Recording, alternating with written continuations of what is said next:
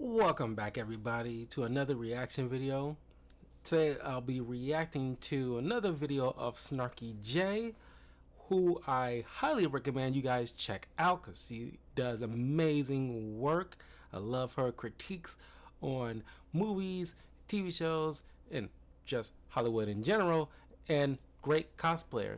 Definitely follow her on Instagram because she does amazing work. But also follow me in the links in my description below, such as my YouTube channel and Twitch channel where I stream games, react to videos, review comics, TV shows, and movies. So without further ado, we'll get to Snarky J's take on Hollywood is Burning. I put something different here, so I'll correct that later. But anyway. Here we go. It's like every Hollywood blockbuster that gets released has the budget of an entire developing nation's military spending, and yet the movies we get are worse than ever, so what's going on? Hey y'all, Snarky J Cosplay here. It feels like today, more than ever in the history of cinema, we have so much to bitch and complain about with each and every blockbuster release. Lately, I just don't feel excited about most movies getting released, and even friends of mine that are not reviewers and commentators are posting consistently more negative thoughts about the films that they get invited to see or the films that they end up going to see, and it's kind of led me to believe that I think Hollywood is in a really bad spot right now. We don't have the same relationships with the movies that we used to have because movies aren't what they used to be. Hollywood execs might want you to think that movies are failing because audiences are dumb. I'm not here to defend the general intelligence of the general audience. However, I would argue that Hollywood is failing with all these new films because the studios have fundamentally changed how movies are made, who they're made for, and why they even exist in the first place. A few weeks ago,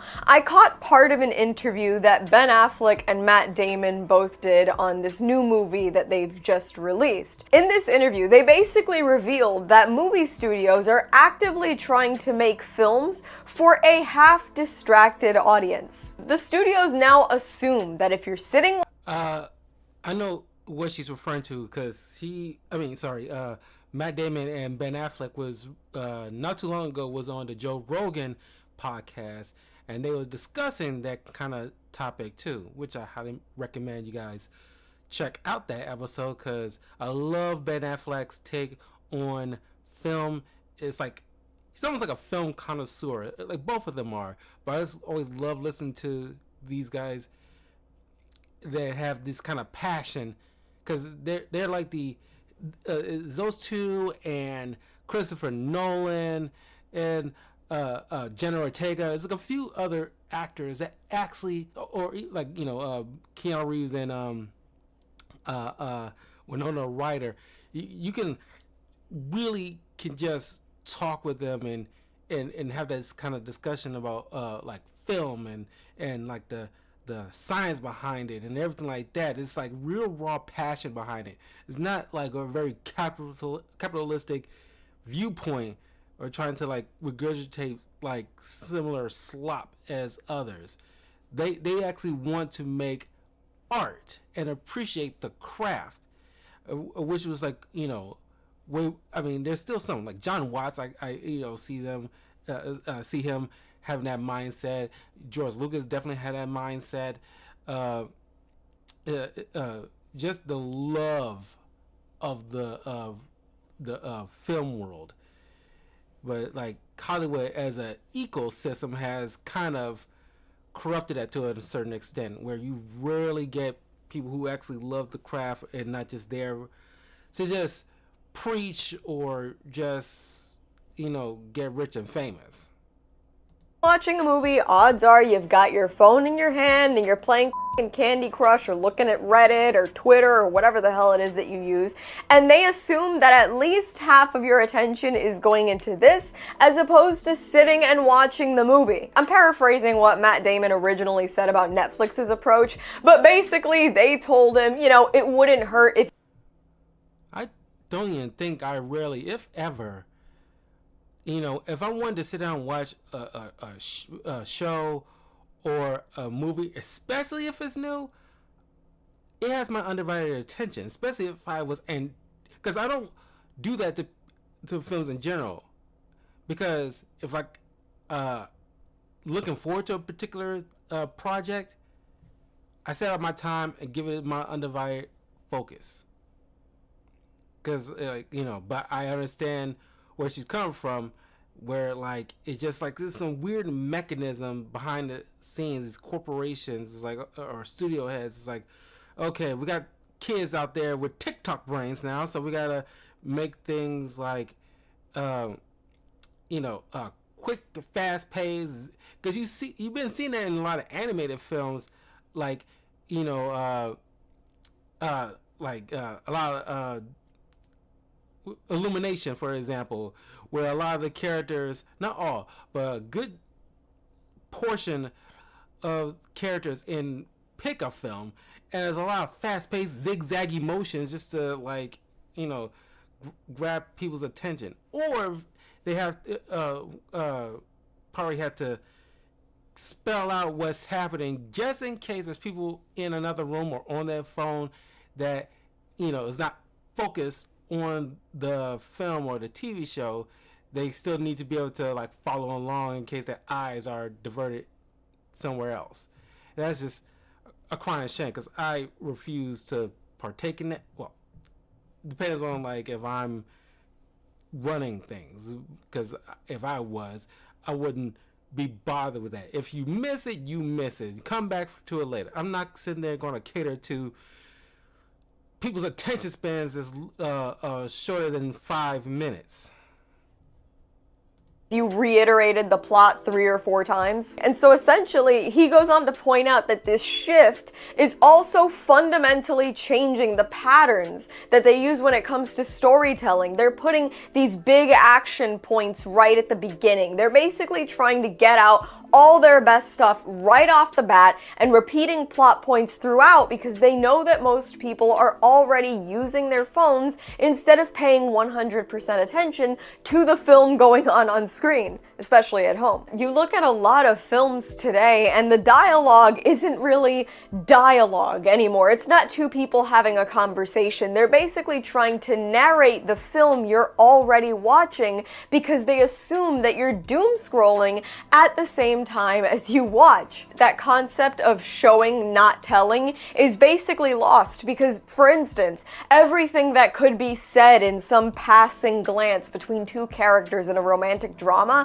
is gonna be lost if you're looking at your phone and you miss the way they're looking at each other. So what happens instead? Now these characters have to say what they feel. They have to say what they're thinking. They have to say what they're gonna do next, because all the nuance that could be captured by body language, by glances, literally anything that you could see on screen is lost, because odds are you're not looking at that screen, you're looking at this one. And it sucks, because what used to be just poor storytelling from amateurs is now actively what's going on. In Marvel films, we get entire exposition dumps because they know that you're not going to get the information any other way. The live-action Disney remakes, they basically have to explain the themes to you multiple times so you stay on board with it. Villains will monologue the same shit several different times throughout movies at this point because they know you're not paying attention. This isn't about accessibility. They're not making the movie more accessible to you, more easy for you to understand. It's literally creative surrender.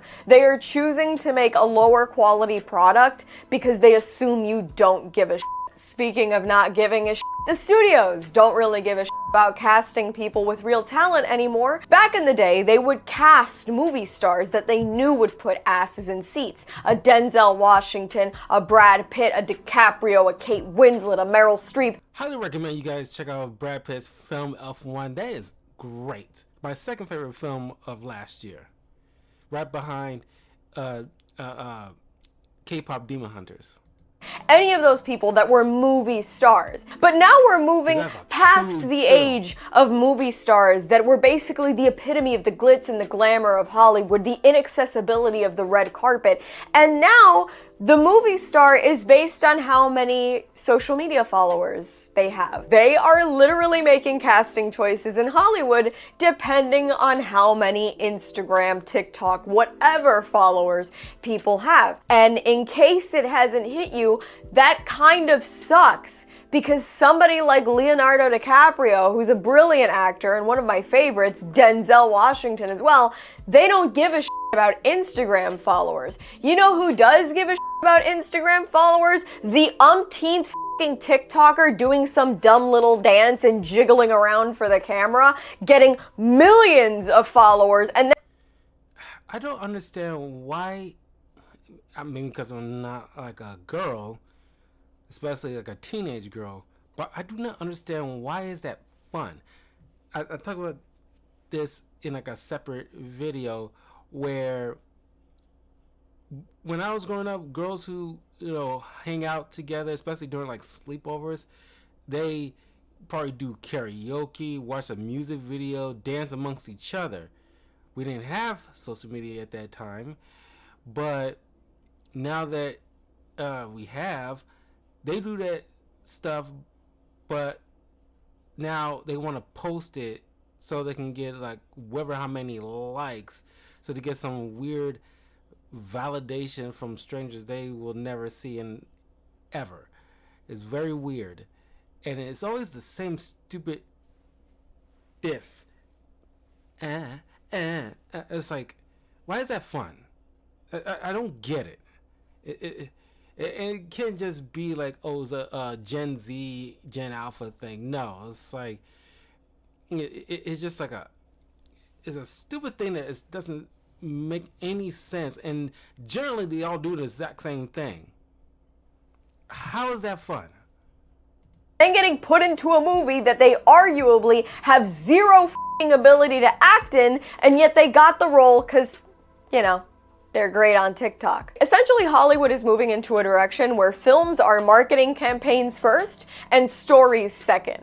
And I had kind of heard rumblings about this, but a little while ago, Maya Hawke, who is a Nepo baby anyway, but that's where we're at, where we now have to listen to Nepo babies talk about the state of Hollywood because they actually make points. Maya Hawke actually said that she was talking to some studio execs and they basically handed her a sheet of the collective followers of all the people in a cast, so that essentially that's what they're working towards, to get people that have the max number of social media followers all into the cast of a film in hopes that these social media followers will go watch the movie. I have seen so many TikTokers and Instagram people with big followings that I know for sure could not work their way out of a microwavable popcorn paper bag, and yet are getting movie roles. Does that make sense to you? The influence of the influencer is now topping the talent and quality of the trained performer. So that star power we talked about earlier, name recognition, now turns into algorithm recognition. And the consequences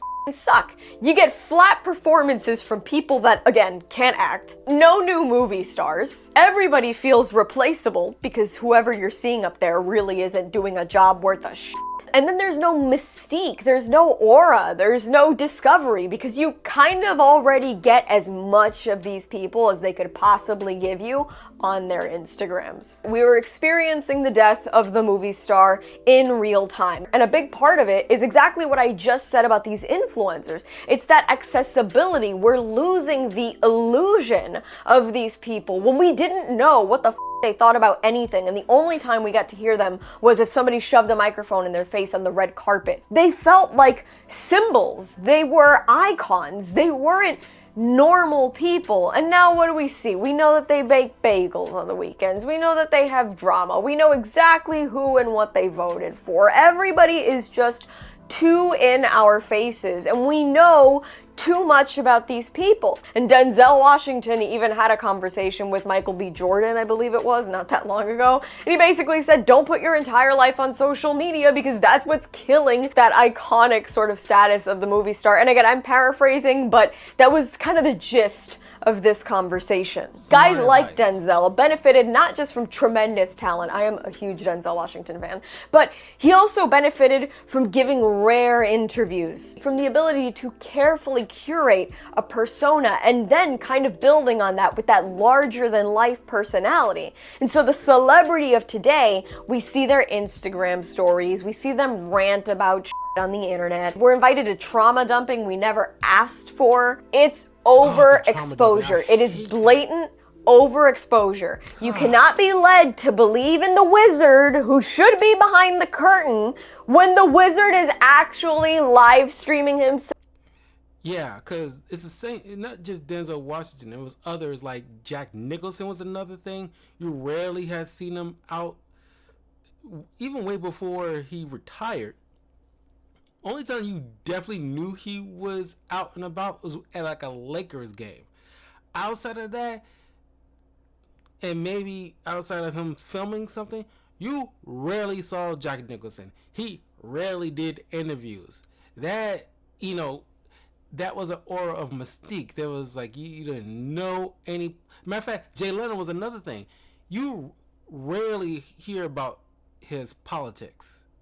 It was around, they tried to, TMZ tried to interview Jay Leno sometime after the whole not Jimmy Fallon. Was it Jimmy Fallon?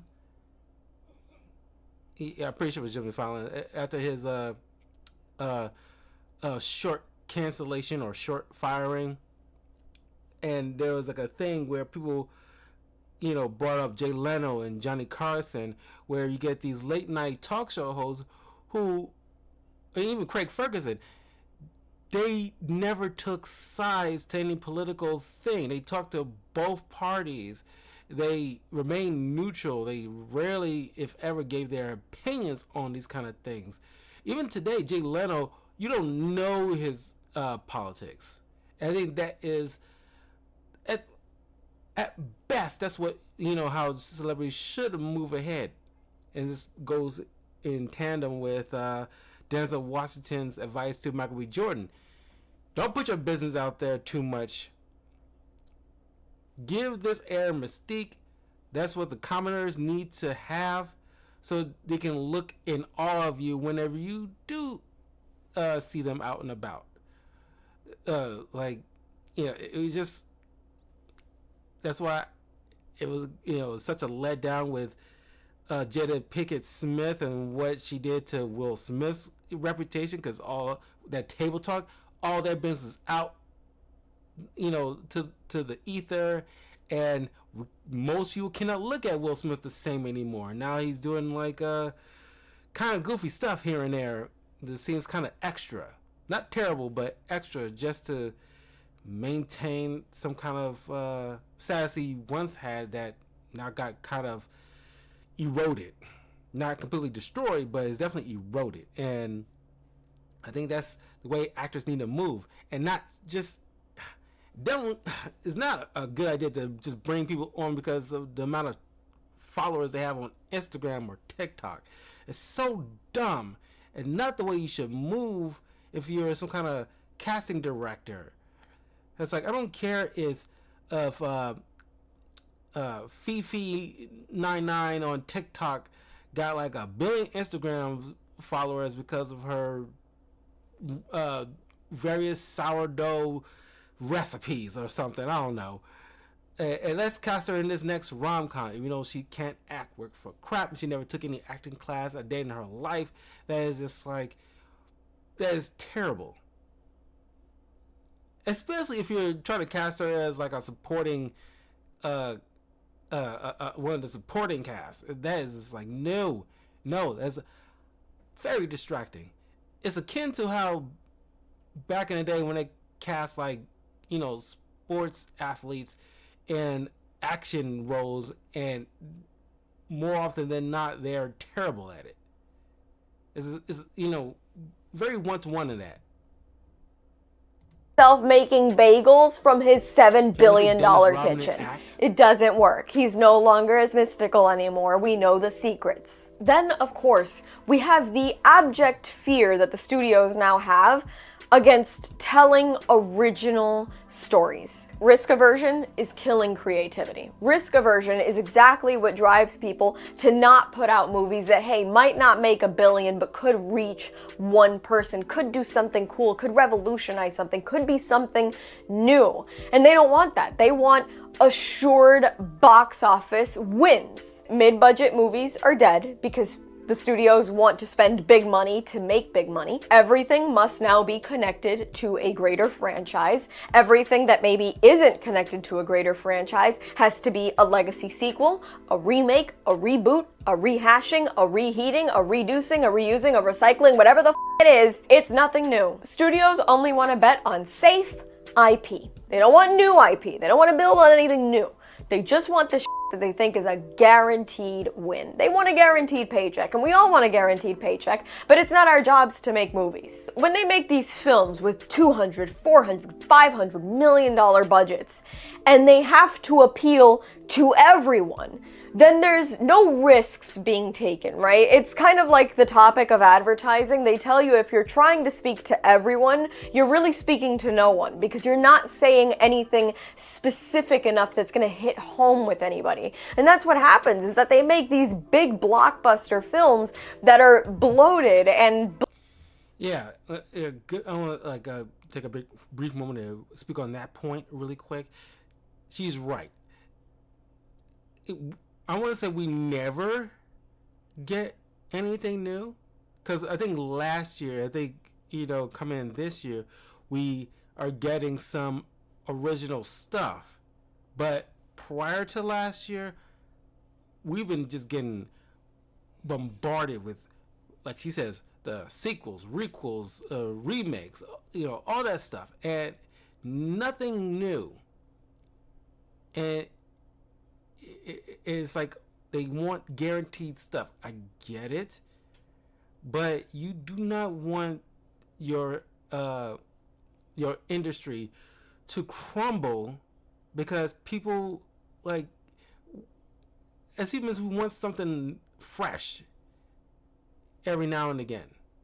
I think, like I mentioned this before, like back in like the 70s and way into the early 2000s, we've got like a plethora of original content left and right. Not saying they all worked well, but at the very least, we had some variety. There was risk. We wanted, like, especially in the 90s, we like this creative stuff, like boom, boom, boom, boom, boom, boom, boom, boom. It's creative all over the place. And what hit, it really hit. What didn't, it's fine. Sometimes they end up turning into cult classics down the road. But F1, K-pop Demon Hunters, like I mentioned before, they were original ideas. I'm pretty sure, but they also were smart with their budget. They didn't have to overinflate their budget out the yin yang because they knew they wasn't going to probably get all that money back. They need to be able to, like, because F1, they had probably like a smart budget, and they knew what audience they were going to cater it to, which is the guys, especially those who are into cars. So it's like, okay, we'll cater to that fan base, and we're going to be realistic with our budget.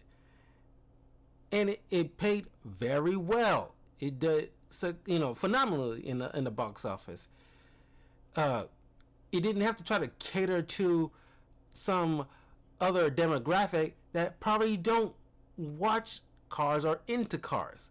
It's like, why we want to cater to the female demographic to an F1 movie? That would be stupid. K-pop Demon Hunters is probably like catered to a lot of girls, but they also have smart writers, and they were smart with their budget.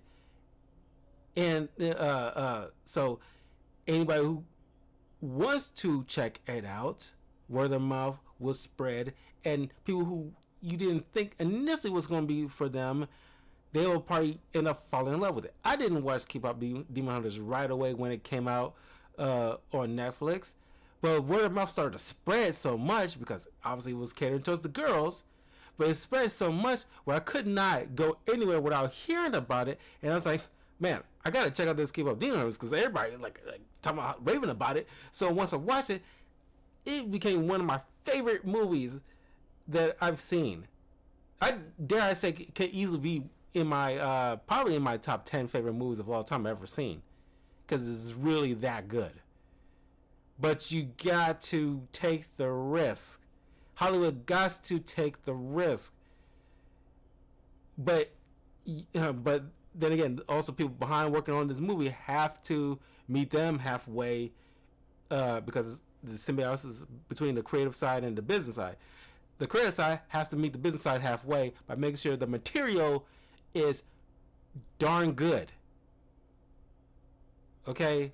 You can't just give out some generic slop to try to cater to every little body, not take, and make sure tiptoe around certain things because you don't want to offend a certain demographic or whatever like that. Take the risk. Okay? You never know what boon you might end up receiving. Bland and therefore really don't hit home with anybody enough to be considered art. Hollywood is so terrified of failure that they're essentially just guaranteeing us mediocrity. And I think a big part of that, and I know that this is about to piss off some people, I think part of it is our fault. You and me, babe. It's our fault. Why? Because odds are, if you're on this channel, you and I know I did. You and I paid for superhero movie tickets. We were sitting at the premieres. We maybe even went to watch a couple movies more than once, because I actually went to watch The Winter Soldier 3 times in theaters because Bucky. The Winter Soldier movie came out on my birthday, so my one of my birthday gifts, my father took me and my brothers out, to go see the Captain America Winter Soldier movie. So it was a great day that day, a great birthday that day. It basically became my sexuality and everybody in my life's problem. But anyway, essentially, I think the superhero movie broke a lot of the rules that were established by Hollywood and essentially became the blueprint for a lot of different tropes when it comes to these films, but in a really bad way. The superhero formula infected everything. My dad and I were actually having a conversation about action films the other day, and we were talking about the brilliant bank heist scene in Heat.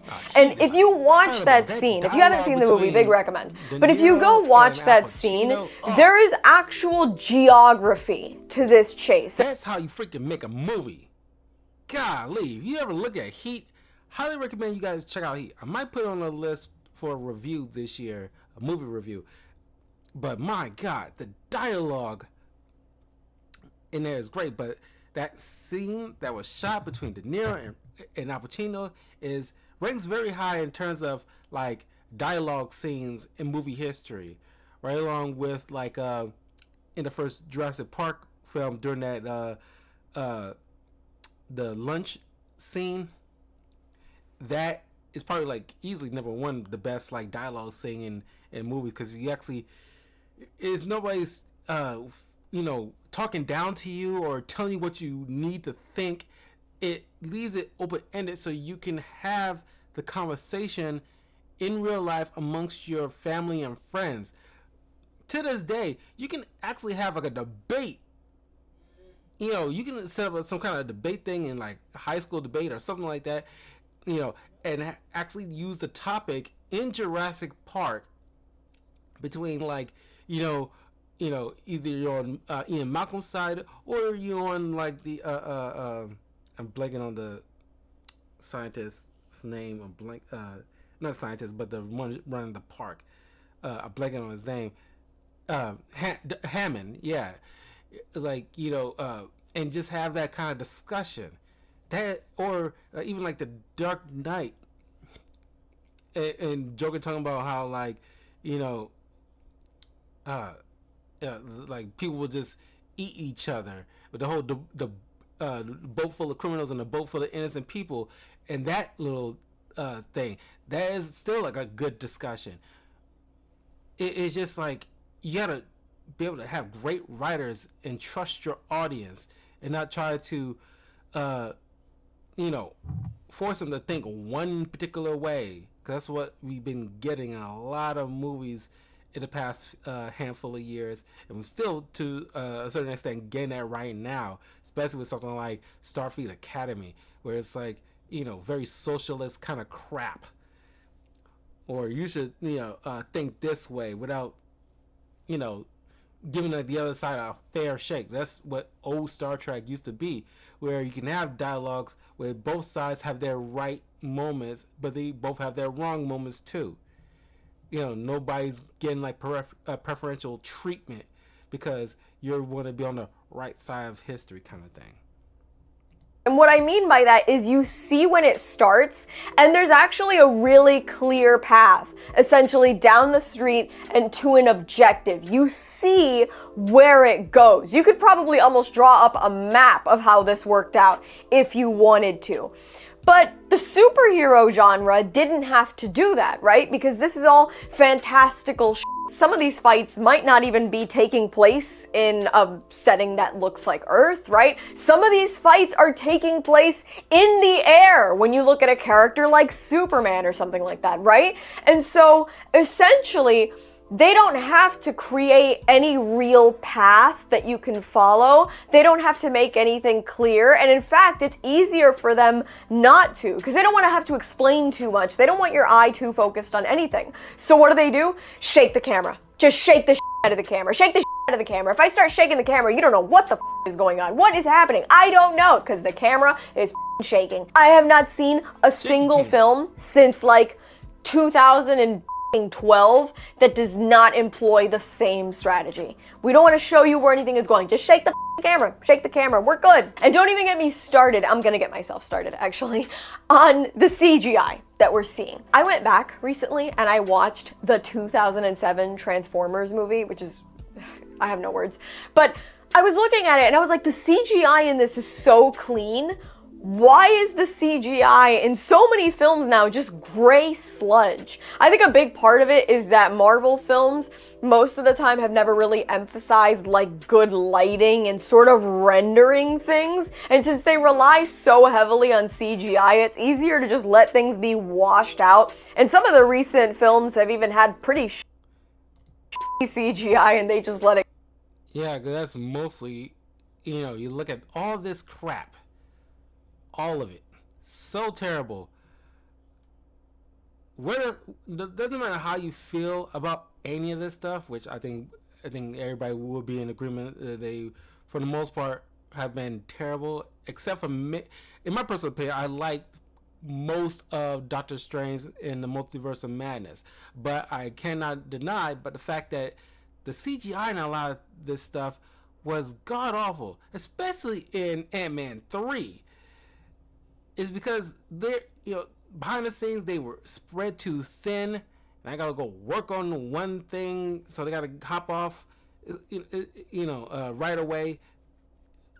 Probably not getting paid all that freaking well because of their split time, and it's like at a certain point they went F it and leave it, and it's just like because they kept bombarding us with all this stuff without letting nothing breathe and letting people work at it. Who's working on this stuff, give them each of these projects the time and care it required, so that way by the end result we all can be satisfied.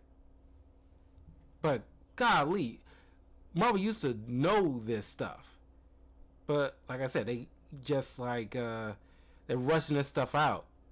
Go, and I think that that's kind of influenced a lot of other films that have to use CGI. They go, doesn't really matter. But I think the bad CGI, the films essentially killing off the value of good cinematography, I think all of that aside, the worst thing that the Marvel and superhero genre in general has done to Hollywood is that it essentially has killed off sincerity. I think to a certain extent, especially the Marvel Cinematic Universe, they basically have their deep moments, but they're always with this snarky, very meta self-awareness where they never want to let you buy into it too much. There always has to be a joke. The stakes can never be too high. They have to go ahead and go, it's a superhero movie, what are we gonna do? Oh yeah, the giant aliens are coming in. I don't know how that's a party. Like that kind of shit. he's right behind me, isn't he? Like, there's no real stakes. They don't want you to believe in the stakes. And so when that I think Deadpool and Wolverine was probably the Marvel movie in a long while that did not do that, where they take the dramatic stuff and they let it sit, like that Wolverine blowing up on Deadpool in that car. We have to sit in that anger. Doesn't even with somebody like Ryan Reynolds, who's usually snappy with his jokes, he did not quip at all. He was like told him just bluntly, "I'm gonna fight you right now." That was not a joke. You can tell like that is just like, okay, we're doing this now, and just get into the fight, and you feel the weight of the fight. This is not like the cliche, superhero fight. No, this is like a brutal fight. Like, no, I'm gonna fuck you up because you want to talk that, or you want to get at me like that. Okay, we can go. That, which was acted brilliantly by Hugh Jackman, but we had to sit in that. We rarely get that in these superhero projects, which we used to do, but post Endgame, we've been like, it's just like either activism or sloppy writing or sloppy CGI, or this, the whole joke formula just went out of control, which I did not even take notice until Thor Love and Thunder, where I started to notice that stupid formula, and it's like, oh god, yeah, that is oh god, that is bad. Why you ruin the moment with a joke? I like to laugh too, but there's a weight to this that I want to sit in it for a minute. It's weird. Invades other genres. I already don't like it in the superhero films, because you know what? If my ass is planted in that theater seat to watch a superhero movie, I bought the ticket, I'm buying into it. Don't make it a joke before I even laugh. All these other films are leaning into that snarky self-awareness, that meta humor. They don't want you to have a chance to buy into it too hard. They don't want to be too sincere, because the more sincere they are, the more vulnerable they are, and they don't want to let it happen. And I think that the sincerity of a lot of films is what makes it admirable. I love films that buy into themselves. I like a story that can be told sincerely. In the Marvel films, the new DC films, a lot of the comedic sort of action movies that are coming out, nobody wants to sell you too hard on anything, because they know if we go too sincere, they'll just make fun of us. That's not a way to live, and it's not a way to make movies either. The emotional beats don't land, the tension gets broken, and the tension is half the fun. I think one of the worst things that could have happened is when Hollywood decided to stop letting movies be movies, and they essentially became 2.5-hour lectures for the audience. Movies have essentially become agenda-driven vehicles for the sake of delivering a message. Whatever message they have for you today, whatever moral lesson, they want to bash you over the head with whatever the it is. And look, I'm no stranger to the fact that movies have always had a message. I mean, there's always been something behind everything, and a lot of them have been political. There have been plenty of movies that have been really well told and really well rated and admired that have a message behind them. That's okay, because these films, the stories spoke for themselves. It's not the message being the main point and the story kind of supporting it. No, the story was the important thing, and the message was kind of just woven into it. The stories would explore these ideas, and they would trust you to come away with whatever thought you may or may not have had about it. Yeah. That has been like a major problem. I spoke about this multiple times. A lot of people have. And what grinds my gears with a lot of these shills who either like say they like reading comics or watching comic book movies or whatever, and they want to flippantly say like, well, comic books or movies have always been political. Like, clearly you didn't read Captain America back in the 40s, because clearly that was political. And it's like, yes, we understand comics and movies, they can be political if they choose to and if the writing deemed it so. However, there has to be a main story. The story has to come first. It must. It's a must. It has to come first. The message has to be second or third. Okay? Normally it's second. But it can't take front and center. Otherwise, it gets preachy. That is the difference. That's what people are, upset about. Not the fact that it has a message. It can't be the main focus. It can't.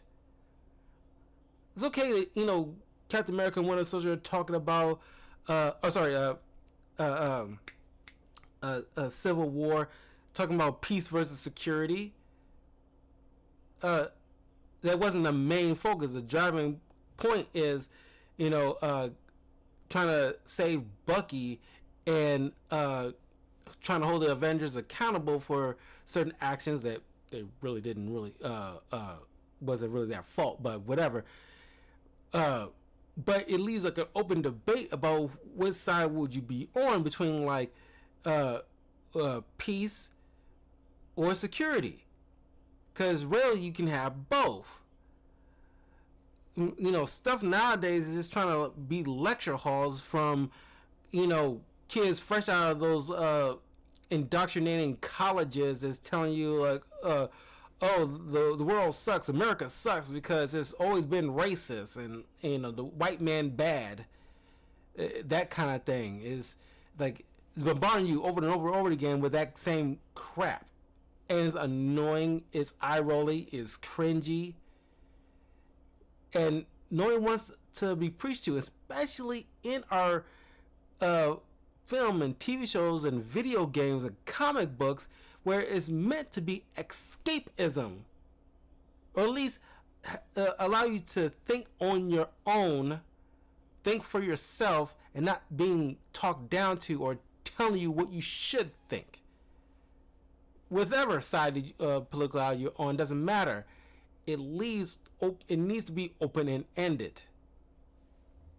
But now the movies want to announce these ideas and these messages and these agendas. Morals are stated out loud. Forget about it. We're already telling you exactly what this needs to be. The conflict is engineered to prove a point. It's not meant to be the vehicle that drives the plot. It's meant to prove a point. And then the characters don't represent people. You don't see yourself, your neighbor, your mom, your dad, your weird uncle. You don't see any of these people in those characters. These characters are basically just ideas. They represent an idea, an agenda, a message, all wrapped up in one pair of shoes.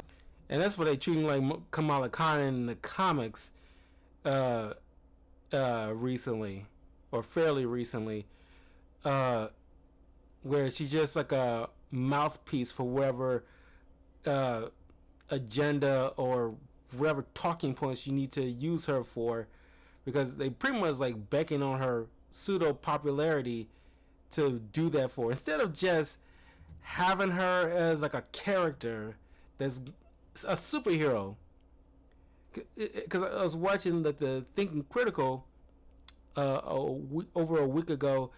He was like, I'm pretty sure I reacted to it, and they mentioned about how like Kamala Khan, because like they compared her to like Daredevil, where Daredevil is a blind lawyer who's a Catholic, and often one or two or all three are challenged or put him through those kind of challenges, the challenges of his faith, of his of the law, especially when he goes up against someone like the Punisher that kind of challenges that.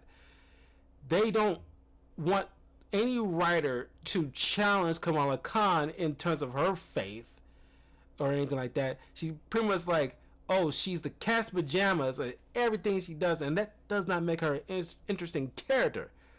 The last time she was ever interesting was in her origin story. Beyond that, she is just like a vehicle for the message. And that is a shame, because she is like a good original character. But my God, it's like, come on. God forbid you make her look like, okay, my faith, even though I love my faith, or I love my community, there's some things within it that has some things wrong, and I have to wrestle with that. That makes her more interesting and more of a layered character. But they can't do that because God forbid a woman has to struggle with anything, internally or externally.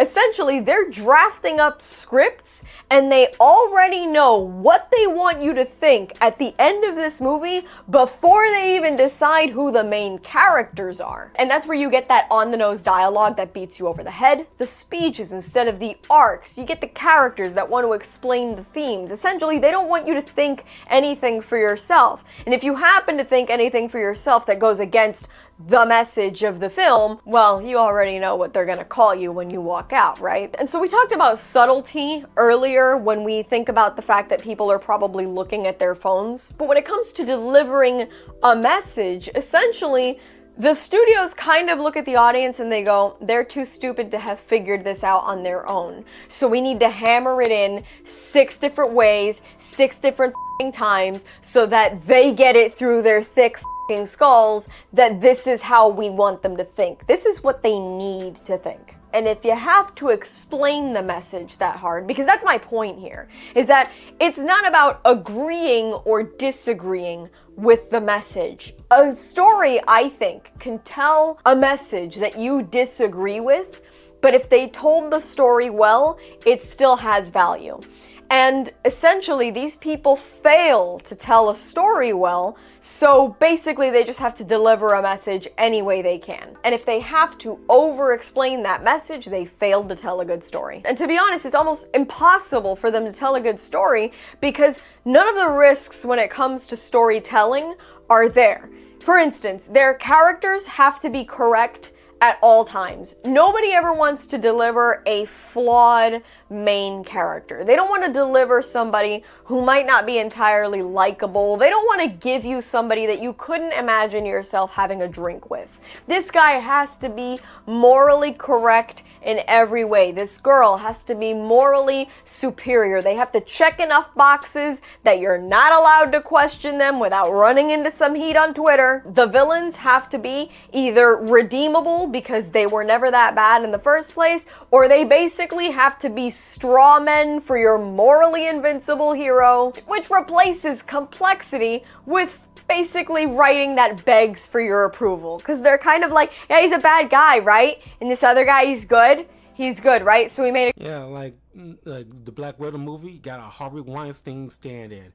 It's like, little dick energy kind of dude. White straight man, very right on the way to be super unlikable, as easy to hate kind of dude, but no moral complexity to it.